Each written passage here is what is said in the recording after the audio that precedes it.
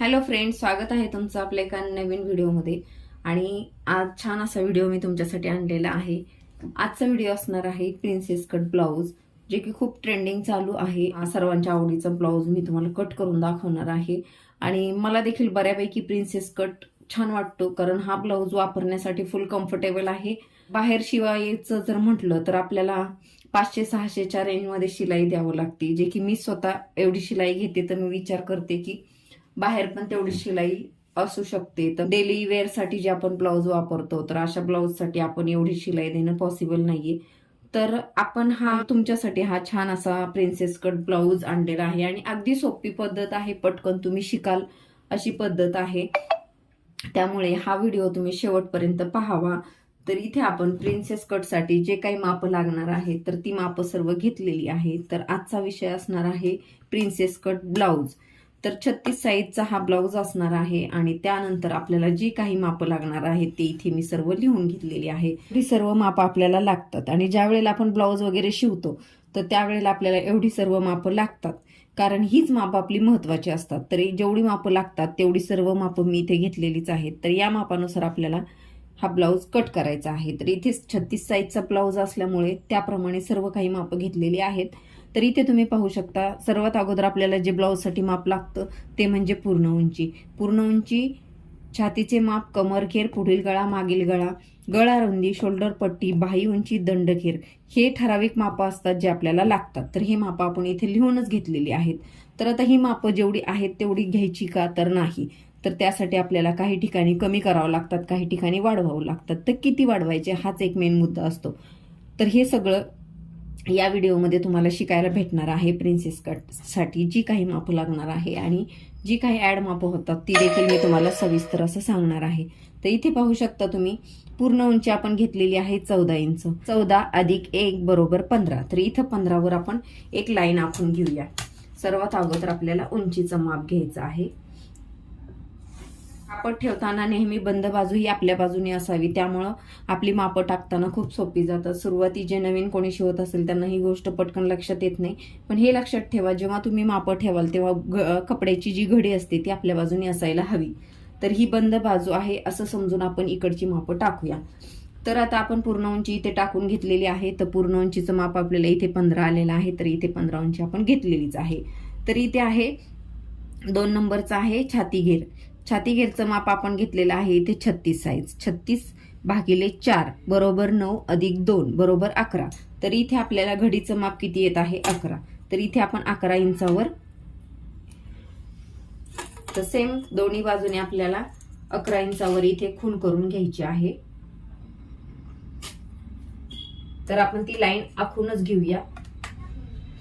तर इथे मी 11 इंचाची जी घडी टाकलेली आहे, तर अशी पूर्ण लाईन आखून घेतलेली आहे. तर उंची घेतलेली आहे, रुंदी घेतलेली आहे, त्यामुळे हा आपला आकार पूर्ण असा तयार झालेला आहे. तर यानंतर आपल्याला तिसरं माप जे येणार आहे ते कमरघेर. पण कमरघेर आपण इथे मांडणार नाही आहोत, कारण आपल्याला कमरघेराची इथे काही एक गरज नाहीये. तर ते आपल्याला फिटिंगसाठी लागणार आहे. फक्त ते माप लागणार आहे म्हणून आपण इथे लिहून घेतलेलं आहे. तर याच्यात आपले कोणतेही चेंजेस होणार नाहीत. जेव्हा आपल्याला फिटिंग टाकायची त्यावेळेलाच आपल्याला इथे 32 माप हे लागणार आहे. तर ठीक आहे, हा मुद्दा इथेच क्लिअर होतो. त्यानंतर सर्वात अगोदर आपण बॅक पार्टची मापं टाकून घेणार आहोत. त्यानंतर आपण फ्रंट पार्ट घेणार आहोत. आहे मागील गळा. तर इथे मागील गळा आपण घेतलेला आहे. मागील गळा इथे घेतलेला आहे आपण 10.5. तर 10.5 अधिक अर्धा, जे की शिलाई मार्जिनचा असणार आहे अर्धा इंच. तर इथे 11 इंचावर आपण टिक मार्क करून घेऊया. तर इथे 11 इंचाचा गळा लागणार आहे. ला मागचा भाग असणार आहे, त्यासाठी आपल्याला ही माप लागणार आहेत. यानंतर तुम्हाला पुढचा भाग दाखवला जाईल. तर इथे आपण घेतलेला आहे मागील गळा, जो की आपला 10.5 आहे. तर अर्धा इंच वाढवून आपण 11 घेतलेला आहे. तर त्यानंतर आपल्याला लागणार आहे गळा रुंदी. तर इथे आपण गळा रुंदीचं माप 2.5 इंच, 2.25 इंच घेतलेलं आहे. कारण प्रिन्सेस ब्लाऊजसाठी आपण जर 3 असेल तर 0.5 इंच कमी करून 2.25 असं गळा रुंदी घेत आहोत. तर इथे मी 2.25 इंचावर गळा रुंदीचं माप टाकत आहे. मी गळा रुंदीसाठी टिक मार्क करून घेतलेली आहे. त्यानंतर आपल्याला घ्यायचं आहे शोल्डर पट्टी. शोल्डर पट्टीचं हे माप आहे. शोल्डर पट्टी आपल्याला तयार 2.5 इंच हवी आहे. पण शिवणासाठी आपल्याला अर्धा इंच शिलाई मार्जिन लागणार आहे, तर त्यासाठी आपण इथे 3 इंच असं शोल्डर पट्टी घेणार आहोत. तर इथे 3 इंचावर मी एक टिक मार्क करून घेणार आहे. तर हे टोटल माप होत आहे आपलं 5.25. तर इथे आपण एक लाईन आखून घेऊया. त्यानंतर गळ्याचं माप आपलं 11 इंच होतं, तर 2.5 इंच आपण 2.25 इंचाची गळा रुंदी ठेवलेली आहे. तिथून आपण 11 इंचापर्यंत सरळ लाईन आखून घेऊया. डीप गळा असल्यामुळे 1/2 इंच गळा रुंदी आपण कमी घेतलेली आहे. आपल्याला 3 इंच घ्यायची होती, पण डीप गळा असल्यामुळे गळा रुंदी जास्त गळा रुंदी पडली तर शोल्डर आपले उतरू शकतात. त्यासाठी आपण आता हे गळ्याची आपण लाईन आखून घेतलेली आहे. तर त्याला थोडंसं 1 इंच आतमध्ये अशा पद्धतीने आपण थोडंसं आकार देत गळ्याचा आकार देऊन घेऊया. पाठीमागचा गळा तयार झालेला आहे. तर आता आपल्याला इथे मुंडा टाकायचा आहे. तर इथे आपलं माप आलेलं आहे 5.25. तर हे माप आपल्याला इथे घ्यायचं आहे. तर सेम प्रमाणात जिथे आपले शोल्डर पट्टीचा एंड झालेला होता तिथे आपण परत 6 इंचावर एक लाईन आखून घेणार आहोत.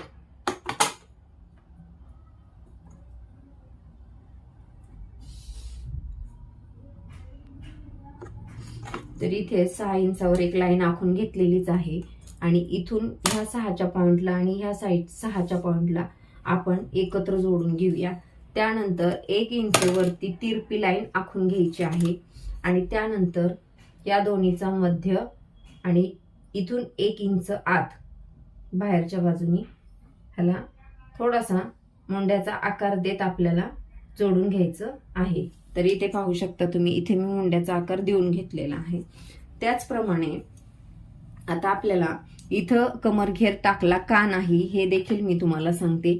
कारण आता आपलं हे जे माप आहे याच्यामध्ये आपण कुठेही वाढवत नाही, कारण टक्स पॉइंट हा बॅक साईडला येतो आणि इथे टक्स पॉइंट मध्ये साधारण 2 इंच आपलं कापड कमी केलं जाईल.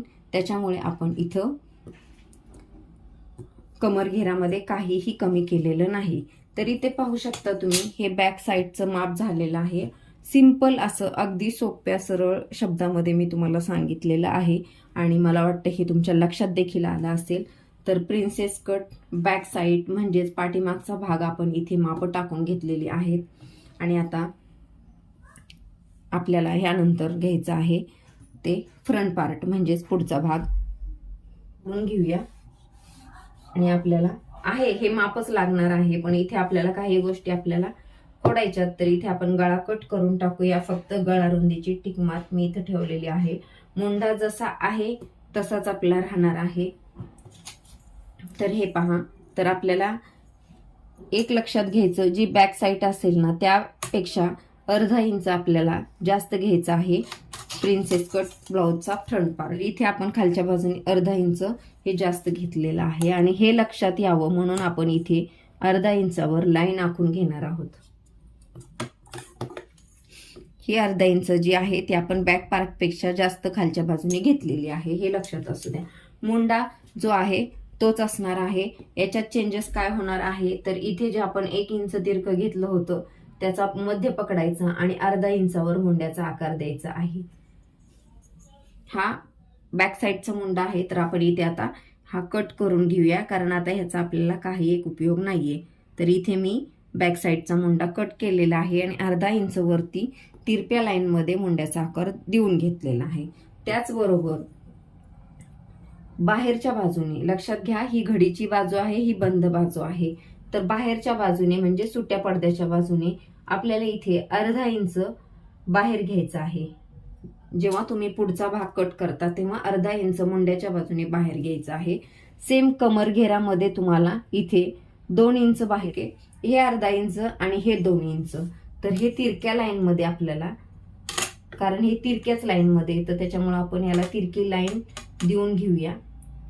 कारण अर्धा इंच आणि 2 इंच हे खूप जास्त माप आहे, त्यामुळे ते क्रॉस येणार आहे. तर इथे आपण हे माप आखून घेऊया. मला वाटतं हे तुमच्या लक्षात आलंच असेल. इथे आपण 2 इंच वाढवलेलं आहे. हे पहा, इथे आलेला आहे अर्धा, इथे आलेला आहे 2.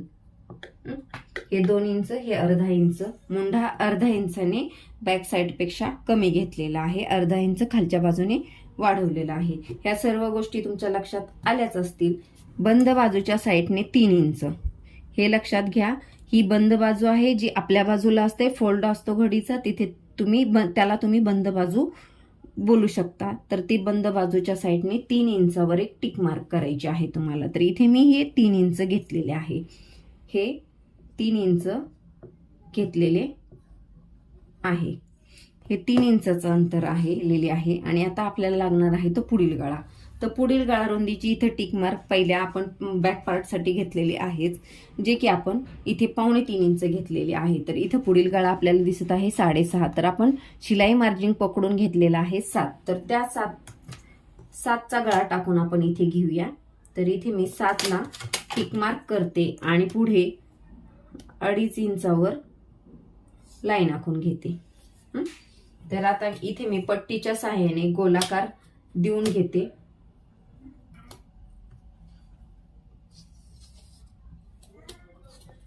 जेव्हा तुमच्याकडे पट्टी नसेल तेव्हा तुम्हाला हा आकार अशा पद्धतीने देऊन घ्यायचा असतो. इथून 1 इंच तिरके घेऊन हा आकार अशा पद्धतीने देऊन घ्यायचा. तर हे झालं. तर वरच्या बाजूने 10.5 इंचावर टिक मार्क करायचे आहे. तर इथे 10 आणि इथे 10.5. तर इथे 10.5 वर आपण टिक मार्क केलेले आहे. आणि त्याचबरोबर बंद बाजूने म्हणजेच आपल्याकडच्या बाजूने 3.25 इंचावर आपल्याला पुन्हा एकदा टिक मार्क करायचे आहे. करेक्ट माप 3.25. तर इथे मी 3.25 घेतलेला आहे. आणि त्यानंतर तुम्हाला जिथे तुमचं 3.25 माप हे होतं तिथून तुम्हाला एक लाईन आखून घ्या. मेजरमेंटसाठी तशी गरज नाहीये, पण जेव्हा तुम्ही पेपर कटिंग वगैरे करता तेव्हा तुम्हाला ही लाईन आखून घ्यायची आहे, जेणेकरून ही मापं तुमच्या लक्षात बसतील.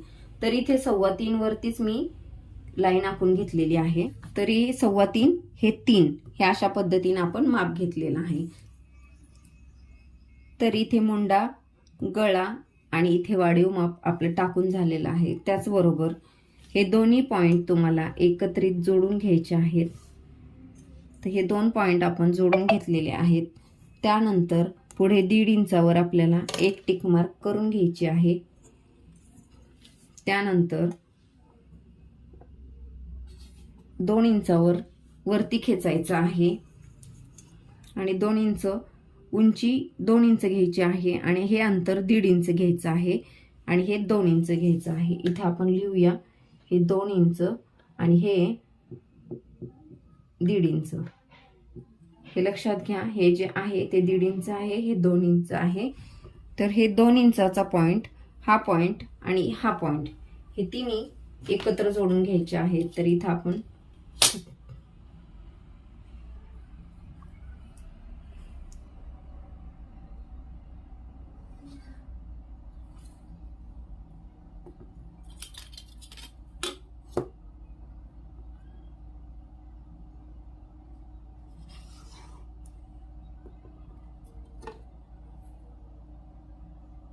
इथे थोडासा आकार देत आपण हे जोडून घेऊया. जिथे आपण 1.5 इंचाचा पॉइंट दिला होता तिथून अर्धा इंच आपल्याला क्रॉस घ्यायचा आहे आणि ह्या बाजूने देखील आपल्याला अर्धा इंच क्रॉस घ्यायचा. पण अर्धा इंच खालच्या बाजूने जे घेतलं होतं तिथे आपल्याला क्रॉस लाईन आखून घ्यायची आहे. प्रिन्सेस कट ब्लाउज 36 साईज हे माप कसे टाकायचे हे तुम्हाला सांगून झालेलं आहेच.